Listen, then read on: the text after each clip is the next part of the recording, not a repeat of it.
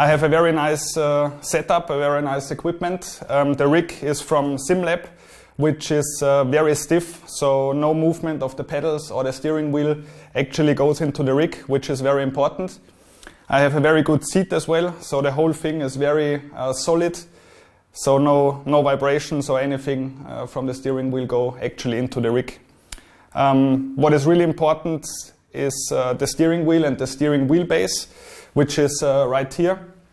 It's both from Fanatic, so very good equipment there.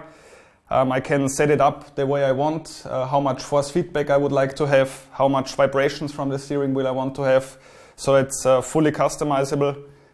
Here are the pedals, also from Fanatec. I actually only use the brake and the accelerator, the clutch only to start the car at the standing starts when I'm doing races there. And of course, one of the most important things is the screen. It's a 49-inch ultra-wide monitor, very high resolution. It also doesn't take so much space from the actual room. So I really like it, and I'm very happy with my setup. Okay guys, now I'm actually sitting in the sim, in the car. Right now I'm using iRacing, which I mainly use to prepare for my races, because I think it's extremely realistic in terms of how the cars are built and also in terms of how the tracks are built. The tracks are completely laser scanned, so on every track they have on iRacing, you have all the bumps, all the radius of the corners, they are exactly the same as in real life.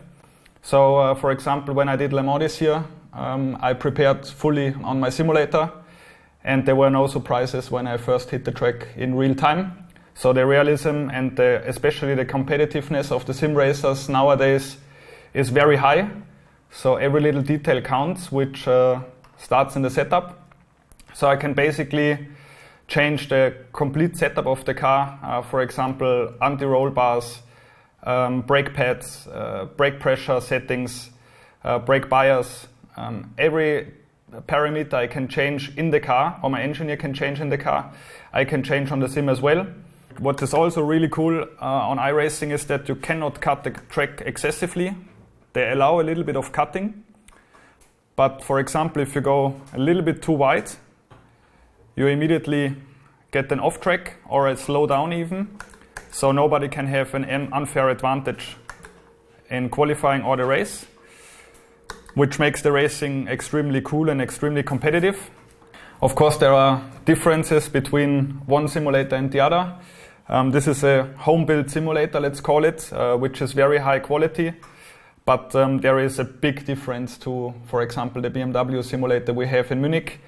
Mine is static. The one from BMW is completely dynamic. So whenever I hit the brakes, whenever I turn in, the whole platform moves, and which gives me a different dimension of actually